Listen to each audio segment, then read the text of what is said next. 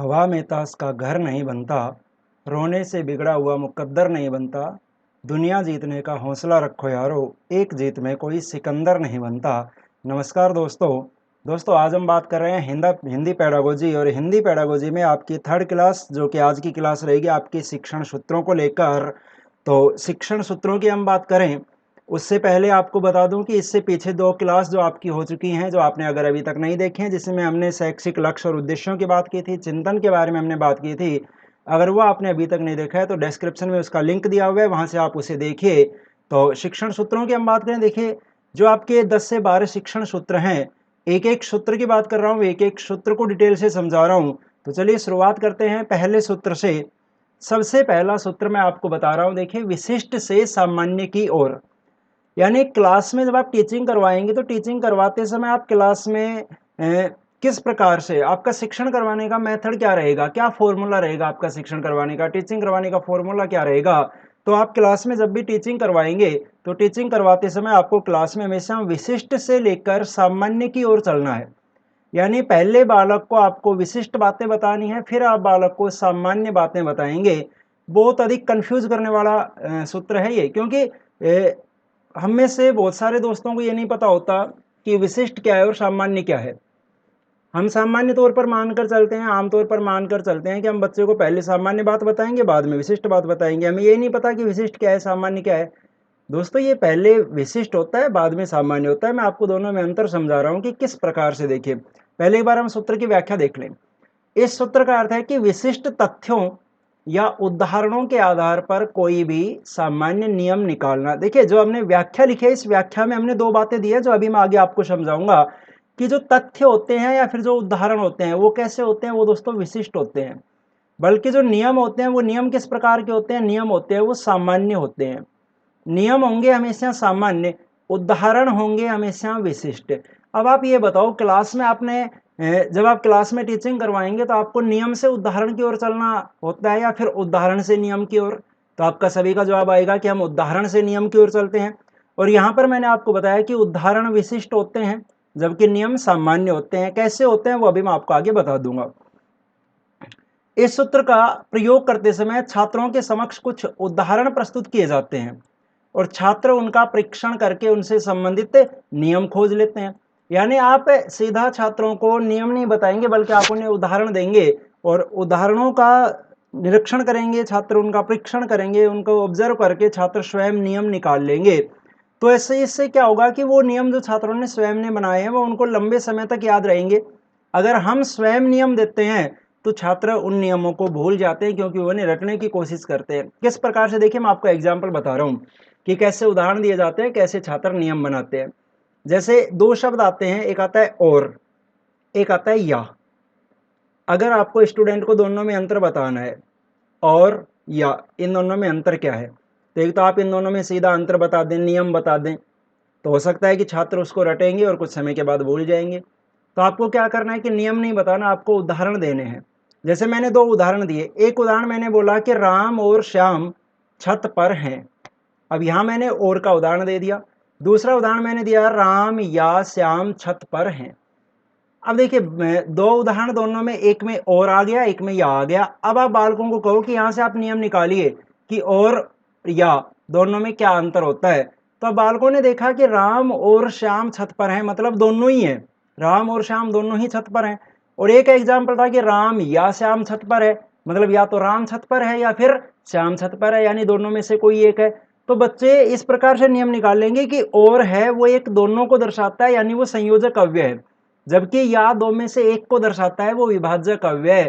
तो इस प्रकार आपको उदाहरण प्रस्तुत करने हैं, छात्र उनको ऑब्जर्व करेंगे, ऑब्जर्व करके वहां से नियम स्वयं खोज लेते हैं।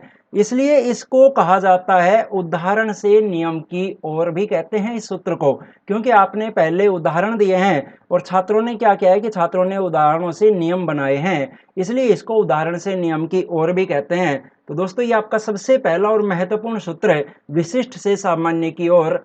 अब मैंने आपको यहाँ पर कहा था कि मैं आपको ये समझाऊंगा कि उदाहरण विशिष्ट कैसे होते हैं और नियम सामान्य कैसे होते हैं। चलिए ये बात मैं आपको बता देता हूँ। देखिए इससे पहले मैं एक प्रश्न पे आपसे बात कर रहा हूँ। अगर एग्जाम में इस प्रकार का प्रश्न पूछ लिया जाए कि निम्न में से कौन सा शिक्षण सूत्र नहीं है, कौन सा शिक्षण सूत्र नहीं है, चार ऑप्शंस आपके सामने है, ज्ञात से अज्ञात की ओर, सरल से जटिल की ओर, अनुभव से तर्क की ओर, या फिर सामान्य से विशिष्ट की ओर। अब यहाँ पर कन्फ्यूजन वाली बात हो जाती है। हालांकि इसका आंसर तो होगा डी ऑप्शन, क्योंकि मनोवैज्ञानिक शिक्षण सूत्र जो होता है वो तो रहता है विशिष्ट से सामान्य की ओर। लेकिन हम यहाँ पर इस तरीके से कंफ्यूज हो जाते हैं, हम ये सोच के चल देते हैं कि हाँ हम बच्चे को पहले सामान्य बात बताएंगे, बाद में हम बच्चे को विशिष्ट बात बताएंगे, तो ये तो सही है। ये सही नहीं है दोस्तों, ये गलत है। अब ये गलत कैसे है वो मैं आपको समझा रहा हूँ। देखिए किस प्रकार से गलत होता है ये। दोस्तों देखिए, दो चीजें होती हैं आपके सामने, एक उदाहरण होते हैं, एक नियम होते हैं। उदाहरण हमेशा विशिष्ट होते हैं, नियम हमेशा सामान्य होते हैं। कैसे होते हैं वो समझिए। अब आप देखिए, विशिष्ट का मतलब क्या है, जो किसी एक विशेष के लिए ही इस्तेमाल किया जाएगा, जबकि सामान्य का मतलब क्या होता है, जो समान रूप से सभी के लिए आ जाता है। सामान्य मतलब जो समान रूप से सभी के लिए प्रयोग हो जाए, और विशिष्ट मतलब जो किसी विशेष के लिए आए। जैसे अगर मुझे बच्चों को संज्ञा का टॉपिक पढ़ाना है, तो मैं संज्ञा का नियम बताऊंगा कि किसी भी व्यक्ति, वस्तु, स्थान, प्राणी या भाव आदि के नाम को संज्ञा कहते हैं। अब वो एक नियम है, वो नियम तो दोस्तों सामान्य है, सभी उदाहरणों पर समान रूप से लागू हो जाएगा। लेकिन अगर मैंने कहा ताजमहल, तो ताजमहल संज्ञा का एक उदाहरण है। अब वो ताजमहल तो केवल एक ही इमारत के लिए इस्तेमाल होगा, आप किसी दूसरी इमारत को तो ताजमहल नहीं कह सकते। एक ही इमारत के लिए इस्तेमाल होगा, वो केवल ताजमहल के लिए, यानी वो एक विशेष के लिए इस्तेमाल हो रहा है। तो वो उदाहरण हो गया, वो तो हो गया विशिष्ट। और नियम हुआ, वो होगा सामान्य, क्योंकि नियम तो सभी के लिए समान रूप से लागू हो गया। जैसे आप मैथ पढ़ते हैं, जैसे आपको एसआई ज्ञात करना है, सिंपल इंटरेस्ट ज्ञात करना है, फॉर्मूला आपके पास सीधा सा होता है, आपके पास सीधा सा फॉर्मूला होता है पीआरटी अपॉन 100। अब वो तो नियम है, वो तो सामान्य है, जितने भी संख्याएं हैं, जितने भी आंकड़े हैं, सभी पर वही लगेगा पीआरटी अपॉन 100। तो नियम तो सामान्य हो गया, समान रूप से लागू हो जाएगा।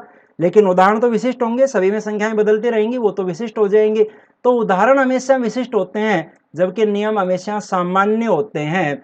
अब आप क्लास में दोस्तों चलते हैं हमेशा उदाहरण से नियम की ओर, इस प्रकार चलते हैं आप, उदाहरण से नियम की ओर चलते हैं। अब जब उदाहरण से नियम की ओर चलेंगे तो आपका सूत्र क्या बनेगा, विशिष्ट से सामान्य की ओर। आपको सामान्य से विशिष्ट नहीं जाना, बल्कि विशिष्ट से सामान्य जाना है, ये आपका पहला सूत्र है। और अगर अब भी आपको समझ में नहीं आया तो एक एग्जाम्पल मैं और दे देता हूं। देखिए, आपके सामने दो चीजें होती हैं क्लास में पढ़ाते समय, एक होता है आपका टॉपिक का नाम, शीर्षक, हेडिंग, और एक होती है उस टॉपिक का मैटर, यानी उसकी विषय वस्तु। तो आप मुझे ये बताएं कि पहले आप टॉपिक का नाम यानी जो उसका हेडिंग है वो पढ़ाएंगे, या पहले उसका मैटर पढ़ाएंगे? तो सबका जवाब होगा कि हम पहले टॉपिक पढ़ाएंगे, हम पहले शीर्षक पढ़ाएंगे, बाद में हम विषय वस्तु पर चलेंगे। तो देखिए, शीर्षक जो होता है दोस्तों वो हमेशा विशिष्ट होता है, जबकि विषय वस्तु होती है, जो उसका मैटर होता है अंदर का, वो सामान्य होता है। जैसे आपने एग्जाम में देखा होगा कि एक पैराग्राफ दिया जाता है, और फिर पैराग्राफ देखकर और फिर वो कहता है कि इस गद्यांश का उचित शीर्षक लिखिए। अब जो पैराग्राफ है वो तो सभी के सामने समान रूप से है, जितने भी कैंडिडेट एग्जाम में बैठे हुए हैं समान रूप से सभी के सामने है। तो पैराग्राफ यानी जो विषय वस्तु है वो तो सामान्य हो गई। उस सामान्य सी विषय वस्तु में से आपको क्या करना होता है, एक विशेष शीर्षक निकाल के लाना होता है। विषय वस्तु सामान्य है, सभी के रूप में सामने समान रूप से है, लेकिन उस सामान्य से विषय वस्तु में से आपको एक विशेष शीर्षक निकाल कर लेकर आना है। तो वो दोस्तों शीर्षक जो होता है वो शीर्षक होता है हमेशा विशिष्ट, जबकि जो विषय वस्तु होती है वो होती है हमेशा सामान्य। इसलिए हम कहते हैं कि पहले शीर्षक पढ़ाएंगे, बाद में विषय वस्तु पढ़ाएंगे, यानी हम पहले विशिष्ट पढ़ाएंगे, बाद में सामान्य पढ़ाएंगे। विशिष्ट से सामान्य की ओर आपको क्लास में हमेशा चलना होता है। तो दोस्तों ये आपका सबसे पहला सूत्र, उम्मीद करता हूं कि आपको समझ में आ गया होगा। और अगर आपको अच्छे तरीके से समझ में आ रहा है, सही तरीके से समझ में आ रहा है, और अभी तक यदि आपने चैनल को सब्सक्राइब नहीं किया है तो सब्सक्राइब करके बेल आइकन जरूर प्रेस कर लें, ताकि आगे जो भी वीडियो डाली जाएं उनका नोटिफिकेशन आपको समय पर मिल जाए। और वीडियो को ज़्यादा से ज़्यादा अपने दोस्तों के पास शेयर ज़रूर कर दें, ताकि वो भी इससे कुछ लाभ उठा सके। चलिए दोस्तों, अगले सूत्र पर हम बात करें। दूसरा सूत्र है ज्ञात से अज्ञात की ओर। अब इसका देखिए मतलब क्या है, बहुत इजी वे में बता रहा हूँ, बहुत सरल तरीके से मैं आपको बता रहा हूँ। ज्ञात से अज्ञात की ओर मतलब, पहले जो बालक को ज्ञात बातें हैं, जिन बातों को बालक जानता है, उन बातों से जोड़ते हुए आपको बालक को अज्ञात बातें बतानी है। अज्ञात मतलब जो बालक नहीं जानता है। देखिए, कुछ बातें बालक की जानकारी में होती हैं, कुछ बातें बालक नहीं जानता है। तो जो बातें उसकी जानकारी में हैं उनसे जोड़ते हुए आपको उसे अज्ञात बातें बतानी है। पूरी व्याख्या देखिए सूत्र की किस प्रकार से। देखिए, एक मनोवैज्ञानिक फैक्ट है, एक साइकोलॉजिकल फैक्ट है। क्या? एक मनोवैज्ञानिक तथ्य है कि मस्तिष्क को जानी हुई बातें अधिक पसंद होती है। जो बातें हम जानते हैं वो उनमें हमारी रुचि ऑटोमेटिक ही होती है। ये आपको अच्छे तरीके से पता होगा। जैसे हम जब शुरू में एकेडमिक क्लास में पढ़ते थे ना, तो देखिए एकेडमिक क्लास में अगर हम हिंदी सब्जेक्ट की बात करें तो दो तरीके के पाठ आते थे, कहानियाँ आती थी, कुछ कविताएँ आती थी। कहानियों में हमारा इंटरेस्ट होता था, हमें पढ़ने में अच्छी लगती थी, तो हम क्या करते थे, कहानी वाले पाठ को 3-3 4-4 बार कई बार पढ़ जाते थे।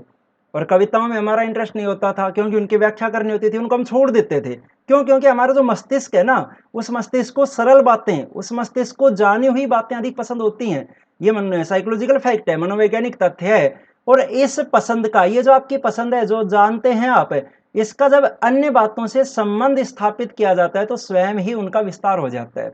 यानी साइकोलॉजिकल फैक्ट ये है कि हमारा जो मस्तिष्क है उसको जानी हुई बातें अधिक पसंद होती है, और जो आपको पसंद है, यानी जो आप जानते हैं, यदि उन जानी हुई बातों को कहीं और आप कनेक्ट कर देंगे तो ऑटोमेटिक ही उनका विस्तार हो जाएगा, स्वयं ही उनका विस्तार हो जाएगा। और शिक्षा मनोविज्ञान की अगर हम बात करें तो शिक्षा मनोविज्ञान कहता है कि बालक पूर्व ज्ञान के आधार पर हमेशा नवीन ज्ञान ग्रहण करता है। साइकोलॉजी भी ये बात कहती है, एजुकेशन साइकोलॉजी भी ये बात कहती है कि बालक जब भी सीखता है, नया ज्ञान जब भी प्राप्त करता है, तो वह उसे पूर्व ज्ञान से जोड़ते हुए प्राप्त करता है। इसलिए एक अध्यापक के लिए आवश्यक है कि किसी भी पाठ को पढ़ाने से पहले वह इस बात का पता लगा ले कि बालक को उस विषय का कितना ज्ञान है।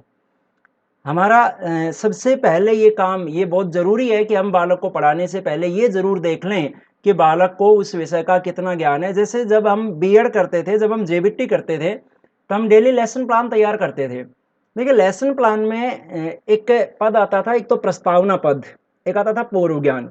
अगर मैं प्रस्तावना पद की बात करूं तो प्रस्तावना पद में भी जो टॉपिक आपको पढ़ाना है उससे संबंधित 4-5 प्रश्न, इजी प्रश्न दिए जाते थे, बाद में एक समस्यात्मक प्रश्न डाला जाता था। तो वो 4-5 प्रश्न क्यों? क्योंकि हमें ये पता लग जाए, बालक से हम उनको पूछते थे, हमें पता लग जाए कि बालक कितना जानता है।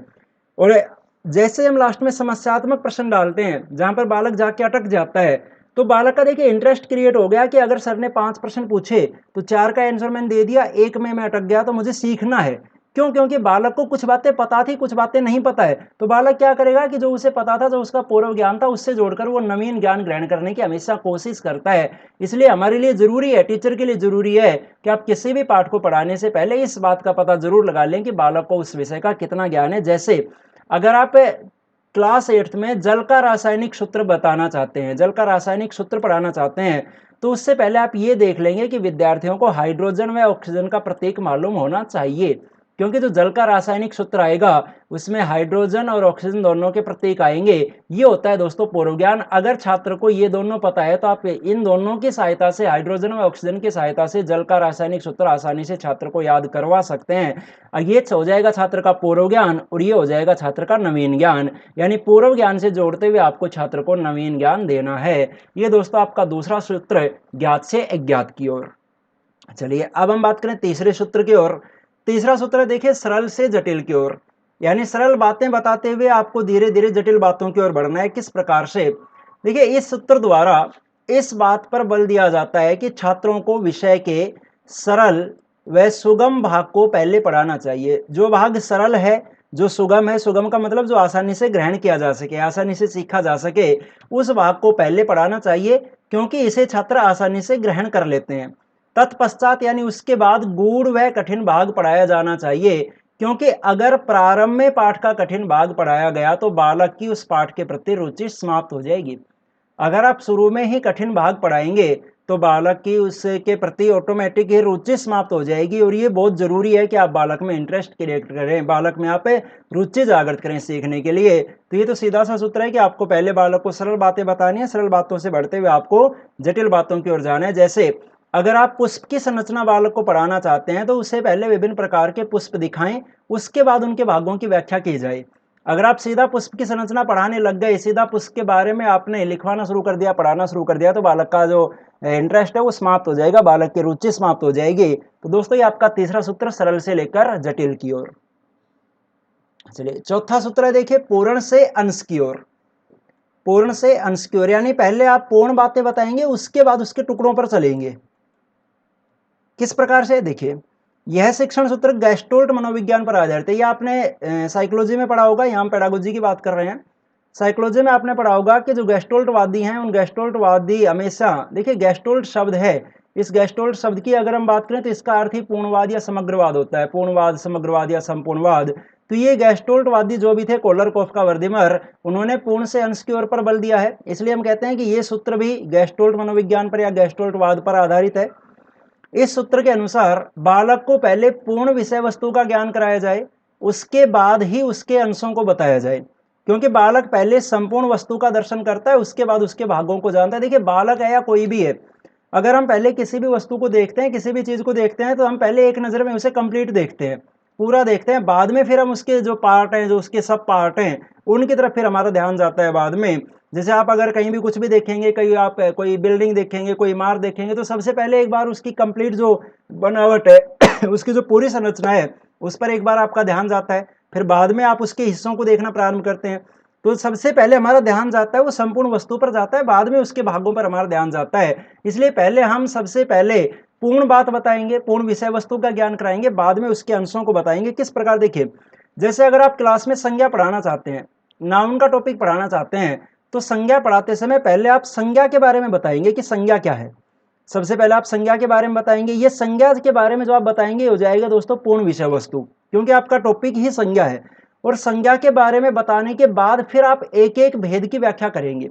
फिर उसके जो भी भेद है, संज्ञा के जो भेद हैं, व्यक्तिवाचक संज्ञा, जातिवाचक संज्ञा, भाववाचक संज्ञा, फिर आप उसके एक एक भेद की बात करेंगे। देखिए, संज्ञा शब्द जो है ये तो हो जाएगा आपका पूर्ण विषय वस्तु, और ये जो इसके भेद हो जाएंगे ये हो जाएंगे इसके अंश।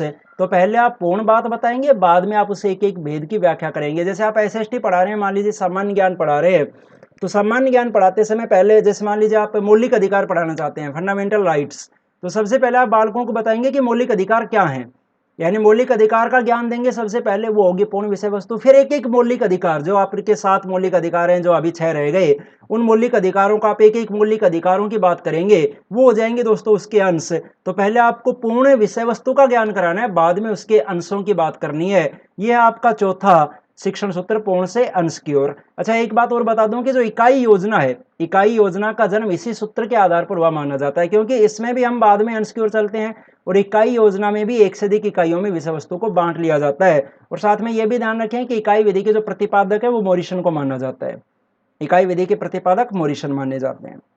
चलिए दोस्तों, 5वें सूत्र पर चलें। 5वां सूत्र देखिए, अनिश्चित से निश्चित की ओर। अब इसका मतलब क्या है कि जो बालक होता है ना, वो बालक लगभग अपने समाज से, अपने परिवार से कुछ भी बातें सुनता रहता है, या टीवी वगैरह पर, मोबाइल वगैरह पर कुछ भी देखता रहता है, तो उसे कुछ कुछ बातें वो देख चुका होता है, किसी भी विषय के बारे में सुन चुका होता है, लेकिन वो निश्चित नहीं होती, वो बातें उसे क्लियर नहीं होती, वो अनिश्चित होती हैं। अब जो कटी फटी जो नॉलेज, टूटी फूटी जो नॉलेज जो बालक को होती है, आपको क्या करना है, आपको उसे कंप्लीट करना होता है, आपको उसे निश्चित करना होता है। किस प्रकार, देखिए, कई विषयों के बारे में बालक के मस्तिष्क में अस्पष्ट व अनिश्चित जानकारी होती है। जैसे देखो, सीधा सा अभी जैसे कोरोना इफेक्ट चल रहा है, तो जैसे मोदी जी लाइव आते हैं, वो भाषण देते हैं, हो सकता है बालक भी टीवी पर सुनता हो, तो बालक को पता है कि हमारे प्राइम मिनिस्टर हैं। अब बालक के दिमाग में अनिश्चित सी जानकारी है कि हाँ, ऐसे देश की शासन व्यवस्था में प्रधानमंत्री होता है, प्राइम मिनिस्टर होता है, लेकिन बालक को ये थोड़ी पता है कि प्राइम मिनिस्टर के पास क्या पावर होती है, कैसे उसको जैसे वहां तक जैसे प्राइम मिनिस्टर का इलेक्शन कैसे होता है, उसका निर्वाचन कैसे होता है, या उसको कैसे अपॉइंट किया जाता है, उसकी नियुक्ति कैसे होती है, वो सारी बातें बालक के दिमाग में नहीं है।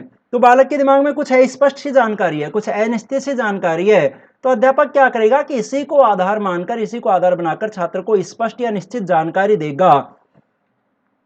जैसे अगर हम बात करें कि देखिए, जब बालक क्लास में बैठता है, शुरुआती क्लासों में जब बालक बैठता है, तो उसे सबसे पहले हिंदी की वर्णमाला पढ़ाई जाती है। देखिए, हिंदी पेडागोजी है, तो मैं उदाहरण भी हिंदी के ज्यादा लेकर चलूंगा। जब बालक सबसे पहले क्लास में बैठता है तो उसे वर्णमाला पढ़ाई जाती है। तो वर्णमाला में ये वर्ण आते हैं, छत्र, आश्रय। अब बालक को ये पता होता है, ये बता दिए जाते हैं कि ये संयुक्त वर्ण है, तो बालक ये तो जानता है कि ये संयुक्त वर्ण है, इनको तो जानता है, परंतु बालक यह नहीं जानता कि संयुक्त वर्णों का निर्माण कैसे होता है। यानी बालक के, सीधा सा इस सूत्र का मतलब यह है कि बालक के दिमाग में किसी ना किसी चीज को लेकर लगभग आधी अधूरी जानकारी होती है, अनिश्चित जानकारी होती है, अस्पष्ट जानकारी होती है। हमें उस अनिश्चित जानकारी को ही निश्चित में बदलना होता है, हमें उस आधी अधूरी जानकारी को पूरी जानकारी में बदलना होता है। ये सूत्र है अनिश्चित से निश्चित की ओर। जैसे अगर हम बात करें कि विद्यालय जाने से पहले बालक देश की शासन व्यवस्था के बारे में, जैसे अभी मैं एग्जाम्पल की बात कर रहा था, वही एग्जाम्पल मैंने यहाँ पर लिखा है। बालक देश की शासन व्यवस्था के बारे में कुछ देख व सुन चुका होता है, जैसे मोदी जी को सुन चुका होता है या किसी भी राजनेता वगैरह को सुन चुका होता है, लेकिन वह स्पष्ट रूप से यह नहीं जानता कि लोकतंत्रीय प्रणाली क्या है। वो देश की जो अपनी शासन व्यवस्था है, जो अपना रूलिंग सिस्टम है, उस रूलिंग सिस्टम के बारे में कुछ देख भी चुका होता है, कुछ कहीं ना कहीं से सुन चुका होता है, लेकिन वो कंप्लीटली ये नहीं जानता कि भारत में जो डेमोक्रेटिक सिस्टम है, उस डेमोक्रेटिक सिस्टम का मतलब क्या है, वो किस प्रकार से, वो किस पर आधारित है, भारत की लोकतंत्रीय शासन व्यवस्था किस प्रकार चलती है। तो आपको उस अनिश्चित जानकारी को निश्चित जानकारी में बदलना होता है। ये दोस्तों आपका 5वां सूत्र, अनिश्चित से निश्चित की ओर। चलिए छठे सूत्र पे हम बात करें। देखिए छठा सूत्र है स्थूल से सूक्ष्म की ओर। स्थूल यानी सीधा सा अर्थ मैं आपको बताता हूं, स्थूल यानी मोटा, सूक्ष्म यानी बारीक।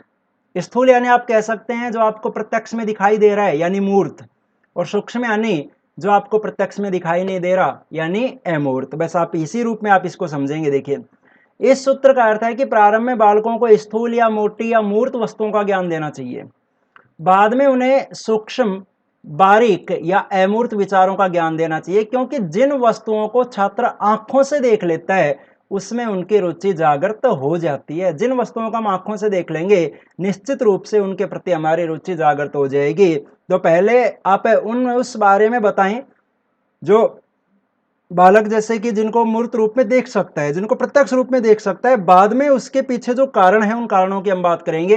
देखिए वस्तुएं होती हैं वो हमेशा मूर्त होती हैं क्योंकि हम उन्हें देख सकते हैं। विचार जो होते हैं वो विचार हमेशा अमूर्त होते हैं क्योंकि विचारों को देखा नहीं जा सकता। इस सूत्र को दोस्तों मूर्त से अमूर्त की ओर भी कहा जाता है, क्योंकि स्थूल को मूर्त कहते हैं, सूक्ष्म को अमूर्त कहते हैं, तो मूर्त से अमूर्त की ओर भी कहा जाता है। अब देखिए आपका 7वां सूत्र है अनुभव से तर्क की ओर। बहुत महत्वपूर्ण सूत्र है दोस्तों, अनुभव से तर्क की ओर, कि बालक का जो अनुभव है, उसने लाइफ में जो भी अनुभव लिया है उस अनुभव से जोड़ते हुए आपको बालक में तर्क वितर्क की क्षमता का विकास करना होता है। किस प्रकार से, देखिए इस सूत्र के अनुसार बालकों के अनुभव को उनके सामने रखकर पूछते हैं कि ऐसा क्यों है। बालक ने अगर किसी भी चीज का अनुभव किया है तो उसी अनुभव को हम बालक के सामने रखेंगे और बालक के सामने रखकर हम पूछते हैं कि बताइए ऐसा क्यों है। बालकों के अनुभवों को आधार बनाकर उनकी तर्क शक्ति का विकास इस सूत्र के द्वारा किया जाता है। मैंने कहा कि बालक के जो भी अनुभव हैं उस अनुभव को देखते हैं, उस अनुभव को ही हम उनके सामने रखते हैं, फिर हम बालक से ही पूछते हैं कि बताइए ऐसा क्यों है। जैसे अगर मेरे हाथ में मार्कर है, मेरे हाथ में पेन है, तो मैं एक बार उसे ऊपर उछाल सकता हूं, वापिस वो नीचे गिरेगा। अब ये बालकों का अनुभव है, प्रत्येक बालक को पता है। अगर बालक खेल खेल में गेंद भी ऊपर उछालता है तो हर एक बालक को पता है कि कोई भी वस्तु हम ऊपर उछालते हैं तो वो वापस नीचे आती है। ये हर एक बालक का अनुभव है। अब उस अनुभव को हम उनके सामने रख सकते हैं कि बताओ बेटा ऐसा क्यों है, ये नीचे क्यों आती है। अब शायद बालकों को इसके बारे में पता नहीं होगा कि ग्रेविटी के कारण नीचे आती है, गुरुत्वाकर्षण के कारण नीचे आती है। तो आपने क्या किया कि उसी जो अनुभव है, जो उनके अनुभव है, उन्हीं अनुभवों को आधार बनाकर आप उनकी तर्क शक्ति का विकास करेंगे। इस सूत्र के द्वारा बस यही किया जाता है कि बालकों के अनुभव को आधार बनाया जाता है। जैसे किसी वस्तु को ऊपर उछालते हैं तो वह नीचे क्यों आती है, अभी मैंने आपको एग्जांपल दिया था। बालक को पता होता है कि हम वस्तु को ऊपर उछालेंगे तो नीचे आएगी, लेकिन ये नहीं पता होता कि नीचे क्यों आती है, तो इस क्यों का जवाब हमें देना होता है। जैसे आप बालक को कह सकते हैं कि जब बस में अचानक ब्रेक लगाए जाते हैं तो अचानक ब्रेक लगाने पर हम आगे की तरफ क्यों झुकते हैं। अब बालकों को पता होता है कि हाँ, जब हम गाड़ी में कहीं भी सफर करते हैं और अचानक से ब्रेक लगाने पड़े तो हम आगे की तरफ झुक जाते हैं। तो ये तो बालकों का अनुभव तो होता है, लेकिन हम क्यों झुकते हैं, इस क्यों का जवाब टीचर को देना होता है। ये आपका सूत्र है अनुभव से तर्क की ओर। चलिए 8वें सूत्र की बात करें। 8वां सूत्र है विश्लेषण से संश्लेषण की ओर। देखिए सीधा सा बता दूं, विश्लेषण मतलब टुकड़े करना और संश्लेषण मतलब जोड़ना। देखिए छात्रों को किसी भी विषय का पूर्ण ज्ञान देने के लिए शिक्षक द्वारा विषय वस्तु का विश्लेषण एवं संश्लेषण करना अनिवार्य है, क्योंकि विश्लेषण बालक को किसी बात को समझने में सहायता देता है। मैंने आपको कहा था कि विश्लेषण का मतलब क्या होता है, टुकड़े करना। जब आप किसी भी विषय वस्तु के आप टुकड़े कर देते हैं तो टुकड़े करने के कारण जब आप उसे अलग अलग छोटे छोटे भागों में बांट देते हैं तो वो बालक को समझने में सहायता देता है, हमें समझने में आसानी हो जाती है। और जब आप वापस उसका संश्लेषण कर देते हैं, आप उसे वापस जोड़ देते हैं, तो वो ज्ञान को निश्चित रूप प्रदान करता है। बालक का जो ज्ञान है वो स्थायी हो जाता है, वो निश्चित हो जाता है। किस प्रकार, देखिए एग्जाम्पल बता रहा हूँ। जैसे आप बालक को यातायात के साधन पढ़ाना चाहते हैं, तो यातायात के साधन पढ़ाने के लिए आप पहले इसका विश्लेषण कर लीजिए, इसको अलग अलग भागों में बांट लीजिए। जैसे आप बता सकते हैं कि यातायात के 3 प्रकार के साधन है, एक जलमार्ग द्वारा यातायात होता है, एक थल मार्ग द्वारा और एक वायु मार्ग द्वारा। आप बता सकते हैं कि जैसे 3 प्रकार का ट्रांसपोर्ट है, एक जलमार्ग है, एक थल मार्ग है और एक वायु मार्ग है। अब यहाँ पर आपने क्या किया, इसके टुकड़े कर लिए, यानी ये कहलाएगा विश्लेषण। अब आप इस चीज को, यातायात के साधनों को इन टुकड़ों में बांटकर आसानी से समझा सकते हैं। तो ये विश्लेषण ने क्या किया, बालक को समझने में सहायता प्रदान की। और जब ये तीनों आप समझा देंगे तो बालक का ये जो यातायात के साधनों का ज्ञान है ये कंप्लीट हो जाएगा, ये निश्चित रूप ले लेगा। तो ये क्या कहलाएगा दोस्तों, ये कहलाएगा संश्लेषण। तो इस प्रकार किसी भी विषय वस्तु को आपको टुकड़े करके समझाना है, मेन बात ये है। चलिए 9वां सूत्र देखिए, मनोवैज्ञानिकता से तर्क की ओर। इंपॉर्टेंट सूत्र है ये भी, मनोवैज्ञानिकता से तर्क की ओर। इसका मतलब क्या होता है, देखिए इस सूत्र के अनुसार बालक की शिक्षा को उसकी रुचियों के अनुसार प्रारंभ करना चाहिए। जो बालक का इंटरेस्ट होता है, जो बालक की रुचि होती है, उस रुचि के अनुसार ही बालक की एजुकेशन स्टार्ट की जाए, बालक की शिक्षा प्रारंभ की जाए। अगर हम बात करें रुचियों की, तो देखिए रुचियां किस आधार पर होंगी, वो मनोवैज्ञानिक आधार पर होंगी। कैसे कि रुचियां बालक की शारीरिक और मानसिक आयु को ध्यान में रखकर दी जाती हैं। जैसे उसकी शारीरिक व मानसिक आयु का भी हमें ध्यान रखना चाहिए। यानी जब आप बालक को कुछ भी पढ़ाना चाहते हैं तो सबसे पहले आप ये देखें कि बालक की फिजिकल एज क्या है, बालक की मेंटल एज क्या है। यानी बालक को हमें क्या विषय वस्तु पढ़ानी चाहिए, इसकी रुचि किस चीज में है, हमें क्या एजुकेशन इसको देनी चाहिए। तो ये सारी बातें आपको पता किससे लगेंगी, ये सारी बातें आपको साइकोलॉजी से पता लगेंगी। सीधी सी बात है, जैसे हम मेंटल एज की बात करें तो मेंटल एज साइकोलॉजी बताती है। तो ये सारी बातें जब आप बालक के शारीरिक आयु की बात करेंगे, उसकी मानसिक आयु की बात करेंगे, उसके इंटरेस्ट की बात करेंगे, तो ये सारी बातें आपको साइकोलॉजी बताएगी। यानी आप साइकोलॉजी से शुरू करते हुए आप किधर जाएंगे, आप तर्क की ओर जाएंगे। एग्जाम्पल देता हूं, देखिए एग्जाम्पल से समझ में आएगा। जैसे अगर आप बालक को कहानी सुनाना चाहते हैं तो देखिए कहानी कैसे सुनाई जाए और कहानी कैसी सुनाई जाए, यानी कैसी कहानी होनी चाहिए और किस प्रकार सुनाई जानी चाहिए, ये बात आपको कौन बताएगा, ये बात आपको साइकोलॉजी बताएगी, ये बात आपको मनोविज्ञान बताएगा कि आप कैसी कहानी सुनाएं और कैसे सुनाएं और किस प्रकार की कहानी सुनाएं। आपको साइकोलॉजी बताती है किसी भी चीज का तरीका कि आप कैसे करेंगे, इस चीज को आप कैसे कहानी सुनाएंगे। तो देखिए कहानी कैसे सुनाई जाए और कैसी सुनाई जाए, इसका निश्चय किसके द्वारा होगा दोस्तों, मनोविज्ञान द्वारा होगा। और कहानी क्यों सुनाई जाए, जहां पर क्यों की बात आ गई तो देखिए क्यों का मतलब ही दोस्तों तर्क होता है। इससे पहले आपने एक और पढ़ा है, अनुभव से तर्क की ओर, कि किसी भी वस्तु को ऊपर उछालते हैं तो वो नीचे क्यों आती है, ऊपर उछालते हैं वो अनुभव है और क्यों आती है वो तर्क है। तो जहां पर क्यों की बात आ गई मतलब वहां तर्क आ गया। तो कहानी क्यों सुनाई जाए इसका मतलब हो गया कि ये तर्क है, तो इसका निश्चय किसके द्वारा होगा, तर्क के द्वारा होगा। तो ये दोस्त होता है मनोवैज्ञानिक से तर्क की ओर 9वां सूत्र। 10वां सूत्र देखिए, समीप से दूर की ओर। समीप से दूर की ओर देखिए इसका मतलब क्या है। इस सूत्र के अनुसार बालक को पहले नजदीक के वातावरण, निकट के वातावरण का ज्ञान देना चाहिए, उसके बाद दूर के वातावरण से बालक को अवगत कराया जाए। किस प्रकार, बहुत सीधा सूत्र है, बहुत सीधा सा एग्जाम्पल मैं आपको दे रहा हूं। देखिए यदि छात्र ग्रामीण प्रवेश का है, यदि स्टूडेंट रूरल एरिया से संबंधित है, तो पहले आप उसे ग्रामीण वातावरण का ही ज्ञान देंगे, पहले आप उसे ग्रामीण वातावरण का ज्ञान देंगे, क्योंकि वो ग्रामीण प्रवेश से संबंधित है, वो ग्रामीण प्रवेश में रहता है। तो सीधी सी बात है वो उससे कुछ तो परिचित है और कुछ आप उसकी जानकारी और दे देंगे। तो ये तो हो गया उसके नजदीक के बात, उसके समीप की बात। और ग्रामीण वातावरण का ज्ञान देने के बाद उसे कस्बा क्या है, शहर क्या होता है, जिला, राज्य, देश और फिर विश्व के वातावरण का ज्ञान देना चाहिए। यानी आप नजदीक से शुरू करते हुए दूर की तरफ चले जाएंगे। आप ऐसा नहीं कर सकते कि पहले विश्व की नॉलेज देंगे बाद में उसके गांव की नॉलेज देंगे। यानी जहां पर बालक, जो बालक के समीप है, जो बालक के निकट है, पहले उसकी नॉलेज देनी है, बाद में आपको दूर जाना है, बाद में आगे बढ़ते हुए चले जाना है। और लास्ट शिक्षण सूत्र की दोस्तों मैं बात कर रहा हूं, 11वां शिक्षण सूत्र, वास्तविकता से प्रतीक की ओर। वास्तविकता से प्रतीक की ओर देखिए बहुत ईजी है कि वास्तव में अगर हम किसी चीज को देख लेते हैं ना, तो वास्तव में देखी हुई चीज हमें ज्यादा लंबे समय तक याद रहती है। जबकि यदि हम उसके प्रतीक की बात करें, प्रतीक मतलब जैसे एक तो ताजमहल को आप वास्तव में जाकर देखिए, एक ताजमहल की फोटो देखिए, फोटो उसकी प्रतीक कहलाएगी, उसके जो भी मॉडल चार्ट वगैरह होते हैं उनको प्रतीक कहा जाता है। तो आपको चलना है वास्तविकता से प्रतीक की ओर। कैसे देखिए, इस सूत्र के अनुसार बालक वास्तविक वस्तुओं से जितनी सरलता से सीख सकता है उतनी सरलता से उनके प्रतीकों द्वारा नहीं सीख सकता। जितनी आसानी से वह वास्तविक वस्तु को देखकर सीख लेगा उतनी आसानी से उसके मॉडल या चार्ट वगैरह या उसकी तस्वीर वगैरह को देखकर तो नहीं सीख सकेगा। अतः जहां तक संभव हो बालकों को वास्तविक वस्तुएं दिखाई जाएं। देखिए यहाँ पर मैंने एक शब्द का इस्तेमाल किया है, जहां तक संभव हो, क्योंकि ऐसा नहीं हो सकता कि आप इसका हर एक जगह इस्तेमाल करें। जैसे आप बालक को चंद्रमा पढ़ाना चाहते हैं तो भाई चंद्रमा वास्तव में तो कहां से दिखाओगे, उसके तो मॉडल चार्ट का इस्तेमाल करना पड़ेगा, प्रतीक का इस्तेमाल करना पड़ेगा।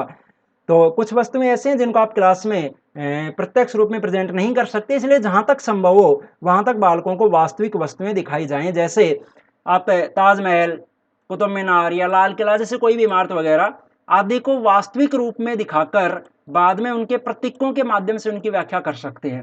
यानी पहले आप उनको वास्तव में दिखाने की कोशिश करें, बाद में उनके प्रतीकों का इस्तेमाल करें। ये दोस्तों आपका 11वां शिक्षण सूत्र, वास्तविकता से प्रतीक की ओर। तो दोस्तों आज हमने बात कर ली शिक्षण सूत्रों को लेकर।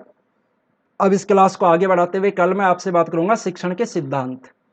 शिक्षण के जो भी सिद्धांत है, आज हमने सूत्रों की बात की, कल मैं सिद्धांतों की बात करूंगा। तो धन्यवाद दोस्तों। एक बार फिर लास्ट में ये कहूंगा कि वीडियो को अपने दोस्तों के पास जरूर शेयर कर दें। मैं ये नहीं कहूंगा कि आप लाइक करें, कोई आवश्यकता नहीं है लाइक करने की, बस मैं इतना कहूंगा कि अपने दोस्तों के पास शेयर कर दें ताकि वो इसका लाभ उठा सकें, वो भी इससे कुछ सीख सकें। तो धन्यवाद दोस्तों, कल मिलते हैं फिर एक नई क्लास के साथ। बहुत बहुत धन्यवाद।